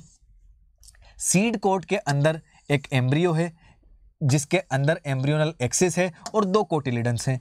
कोटिलिडन्स जो है मोस्टली वो फ्लैशी होते हैं और रिजर्व फूड का पार्ट होते हैं। यहाँ पर फूड रिजर्व्ड होता है कोटिलिडन्स का, क्योंकि जब सीड जर्मिनेट करेगा तो सीड को जर्मिनेट करने के टाइम पे वो फूड काम में आता है और वो सीड जर्मिनेशन में हेल्प करता है। ठीक है, दो एंड्स होते हैं एम्ब्रियोनल एक्सिस के, इनमें से एक होता है रेडिकल, दूसरा होता है प्ल्यूम्यूल। कुछ सीड्स के अंदर एंडोस्पर्म भी होता है जो बनता है डबल फर्टिलाइजेशन के रिजल्ट से। ठीक है, तो जहां पे एंडोस्पर्म होगा, फूड स्टोरिंग टिश्यू वहां पर होते हैं एंडोस्पर्म के अंदर, और उस टाइप के सीड को बोलते हैं हम एंडोस्पर्मिक सीड्स। ठीक है, जैसे कि अगर हम प्लांट की बात करें, बीन, ग्राम एंड पी, ये यहाँ पर एंडोस्पर्म जो है वो ये प्रेजेंट नहीं होता है, क्योंकि mature seeds and such seeds को हम क्या बोलते हैं? नॉन एंडोस्पर्मिक सीड्स या नॉन एंडोस्पर्मस। क्लियर? चलिए आगे बढ़ते हैं। अब हम बात करते हैं एक मोनोकोटिलिडनस सीड की। देखो यहाँ पर इस सीड को ध्यान से देखो आप, ये वाला यहाँ पे आप देख पा रहे हो कि एक साइड तो हो गया एम्ब्रियो का, एक साइड हो गया पूरा का पूरा एंडोस्पर्म का। एंडोस्पर्म जो है, endosperm is protected by a protein layer. ये प्रोटीन की एक लेयर है जिसको हम बोलते हैं एल्यूरोन लेयर। अब जो एम्ब्रियो है, एम्ब्रियो के अंदर दो पार्ट हैं, हम ऑलरेडी पढ़ चुके थे। एक पार्ट तो है रेडिकल और एक पार्ट है प्ल्यूम्यूल। जो रेडिकल है वो तो कवर्ड है कोलेराइजा के द्वारा, और जो प्ल्यूम्यूल है इसके ऊपर एक कवरिंग है जिसको बोलते हैं कोलेप्टाइल। ठीक है, और इस एम्ब्रियो वाले पार्ट को इसको बोलते हैं स्कूटेलम। एम्ब्रियो के साइड में एंडोस्पर्म है, एम्ब्रियो छोटा है, एंडोस्पर्म ने कवर किया हुआ है एम्ब्रियो को।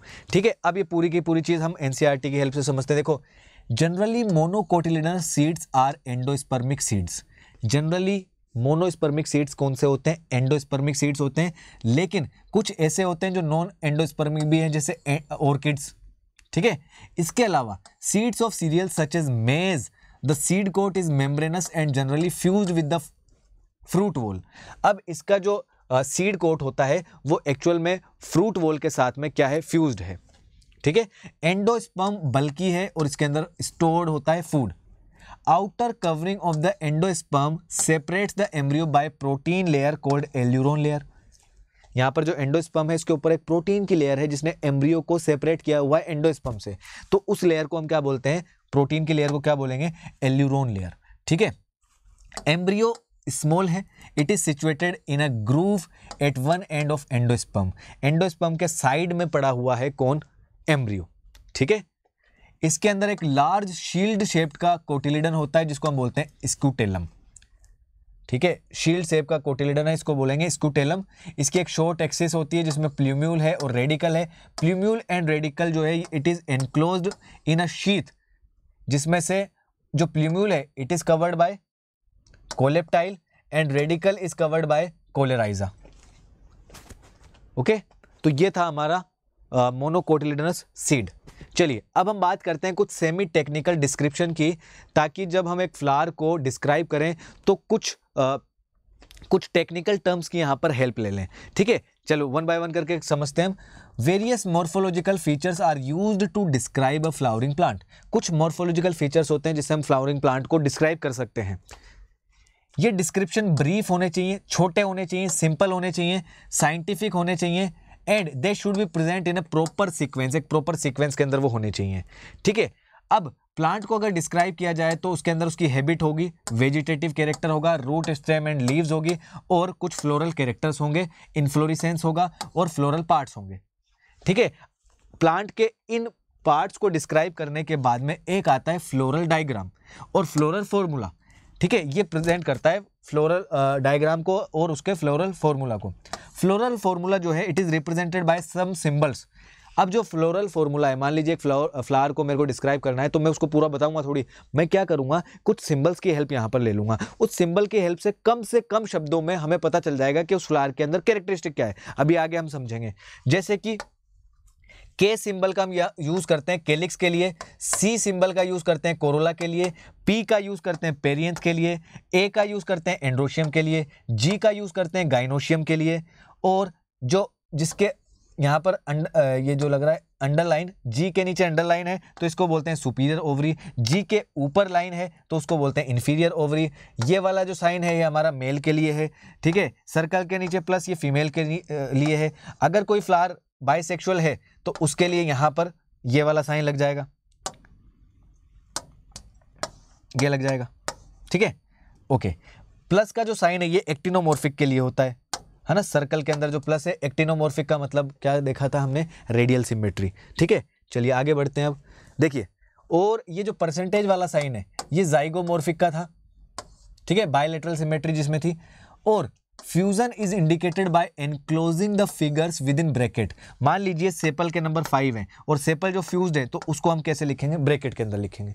ठीक है, and adhesion by line drawn about the symbols. मान लीजिए कि यहाँ पर एंड्रोशियम और सेपल्स आपस में फ्यूज्ड है तो इसके ऊपर हम इस तरीके से लाइन लगा देंगे। ठीक है, इन दोनों के ऊपर एक लाइन ड्रॉ कर दी जाएगी। अब फ्लोरल डायग्राम, अब बात करते हैं फ्लोरल डायग्राम की। ये देखो, ये फ्लोरल डायग्राम है, ये फ्लोरल फॉर्मूला है। ठीक है, अभी इसके बारे में भी हम डिटेल में समझेंगे, डोंट वरी। ठीक है, फ्लोरल डायग्राम क्या करेगा, फ्लोरल डायग्राम हमें इंफॉर्मेशन प्रोवाइड करता है about the number of parts of the flower, उनका अरेंजमेंट कैसा है, उनका रिलेशन कैसा है एक दूसरे के साथ में, है ना, और उनकी पोजीशन कैसी है मदर एक्सिस के केस में with respect to the flower.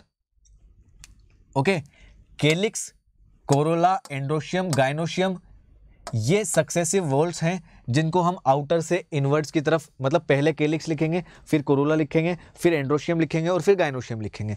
ठीक है, चलिए यहां पर एक फ्लोरल फॉर्मूला आपको दिखाया गया है। देखिए, अगर मैं यहां से एक लाइन खींचूं तो क्या मैं इसको 2 हिस्से में डिवाइड कर सकता हूं? जी सर, कर सकते हो। क्या मैं यहां से इसको एक लाइन खींचूं तो 2 हिस्सों में कर सकता हूं, डिवाइड कर सकते हो।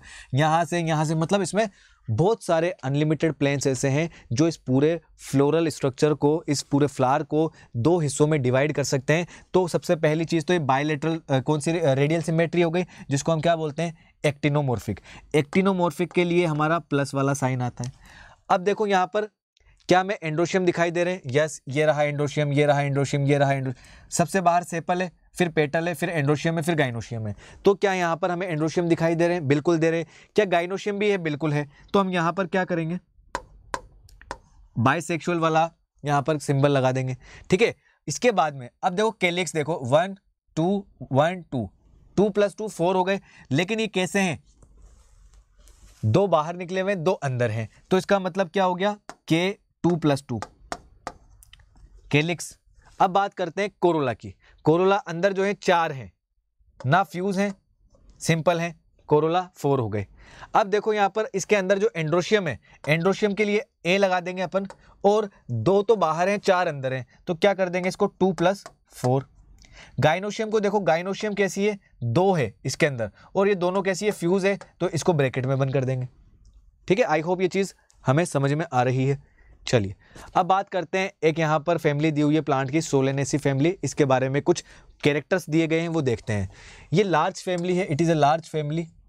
कॉमनली कॉल्ड, इसको पोटैटो फैमिली भी कहा जाता है। सोलेनम ट्यूबरसम जो है पोटैटो का साइंटिफिक नेम है। वाइडली डिस्ट्रीब्यूटेड है, ट्रॉपिक्स, सब ट्रॉपिकल एंड टेम्परेट जोन्स पे ये ग्रो करते हैं। वेजिटेटिव कैरेक्टर्स की बात करते हैं, प्लांट्स कैसे हैं, मोस्टली हर्ब्स हैं, श्रब्स हैं, और कुछ बहुत कम केस में ऐसे होते हैं जो स्मॉल ट्रीज की फॉर्म में होते हैं। अगर हम स्टेम की बात करें तो हर्बेशियस होता है, बहुत कम ऐसा है कि वुडी हो जाए वो। हर्बेशियस का मतलब हरा भरा, थोड़ा फ्लेक्सिबल। एरियल होता है, इरेक्ट होता है, सिलेंड्रिकल शेप का, ब्रांच होता है, सॉलिड होता है, होलो है, हेरी है, और हेरी का मतलब तो हो गया रफ, और ग्लेबरस का मतलब हो गया स्मूथ, चिकना। ठीक है, इसके अलावा अंडरग्राउंड स्टेम जो होता है वो हमारा पोटैटो होता है। ठीक है, जिसका नाम क्या है, सोलेनम ट्यूबरोसम। लीफ की अगर बात करें तो ऑल्टरनेट लीफ होती है, सिंपल होती है, बहुत कम केसेस में पिन्नेटली कंपाउंड होती है। ओके, इसके अलावा जो वेनेशन है वो कैसा होगा, रेटिकुलेट वेनेशन होता है। ठीक है, अब कुछ फ्लोरल कैरेक्टर्स देख लेते हैं इस फैमिली के। इनफ्लोरेसेंस की बात करें तो सोलिटरी है, एक्सिलरी है, साइमोस है, जैसे कि सोलेनम में। फ्लावर की अगर बात करें तो बाइसेक्सुअल होता है, एक्टिनोमॉर्फिक होता है। कैलिक्स की बात करें, सेपल्स होते हैं 5, यूनाइटेड, परसिस्टेंट, वेलवेट एस्टिवेशन होता है। और कोरोला की बात करें तो पेटल्स 5 हैं, यूनाइटेड हैं, वेलवेट हैं, वेलवेट एस्टिवेशन है। एंड्रोशियम स्टेमन 5 हैं, एपीपेटलस, एपीपेटलस का मतलब पेटल से कनेक्टेड, अटैच्ड। गाइनोशियम बाइकार्पिलरी है, ओब्लिगेटली प्लेस्ड है, और सिंकार्पस है, ओवरी सुपेरियर है, बाइलोक्यूलर है, प्लेसेंटा कैसा है, फूला हुआ है, और काफ़ी सारे ओव्यूल्स हैं। ठीक है, अब देखो इसके फ्लोरल फॉर्मूला की अगर हम बात करें, फ्लोरल फॉर्मूला में आपको सबसे पहले क्या देखना है, उसकी जो सिमेट्री है वो कैसी है। सिमेट्री देखो यहाँ पर कैसी बताई गई है, एक्टिनोमॉर्फिक। एक्टिनोमॉर्फिक का साइन ये हो गया। इसके बाद में हम देखेंगे फ्लावर सेक्सुअल कितना है, मतलब बाइसेक्सुअल है, यूनिसेक्स, बाइसेक्सुअल है। बाइसेक्सुअल के लिए हमारे पास ये साइन आ गया, इसका सिंबल। ठीक है, इसके बाद में हमें बताना है कैलिक्स। कैलिक्स को हम के से डिनोट करेंगे, तो के हमने लिख दिया। अब कितने हैं, 5 हैं, तो 5 लिख दिया। 5 क्या फ्यूज है क्या, बिल्कुल यूनाइटेड है, तो यूनाइटेड के लिए हम इसको ब्रैकेट में बंद कर देंगे। ठीक है, अब देखो आगे, कैलिक्स, कोरोला, कोरोला कितने हो गए, कोरोला नंबर में 5 हैं, ये भी यूनाइटेड है, तो इसको भी हम ब्रैकेट में बंद कर देंगे। ठीक है, यूनाइटेड, वेलवेट एस्टिवेशन। अब एंड्रोशियम देखो, एंड्रोशियम के लिए ए लगा देंगे। कितने हैं भाई एंड्रोशियम, 5 हैं। यूनाइटेड है क्या, नहीं यूनाइटेड नहीं है, अलग ही होंगे ये। अब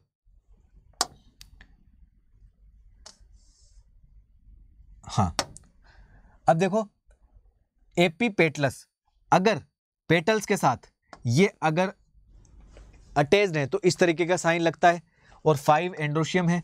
इसके अलावा गाइनोशियम कितना है, गाइनोशियम जी लगाएंगे इसके लिए, और ओवरी सुपीरियर है तो नीचे अंडरलाइन लगाएंगे, अगर इंफीरियर होती तो ऊपर लगाते लाइन। ठीक है, बाइकार्पिलरी मतलब 2 हैं, और सिंकार्पस मतलब फ्यूज्ड है। ठीक है भाई, ठीक है, तो ये फ्लोरल फॉर्मूला हमारा ये हो गया, जो हमने लिखा है वही ये इधर है। इकोनॉमिकल इंपॉर्टेंस की अगर हम बात करें तो जो सोलेनेसी फैमिली है, इसके बहुत सारा तो सोर्स ऑफ फूड है, जैसे टोमेटो है, ब्रिंजल है, पोटैटो है।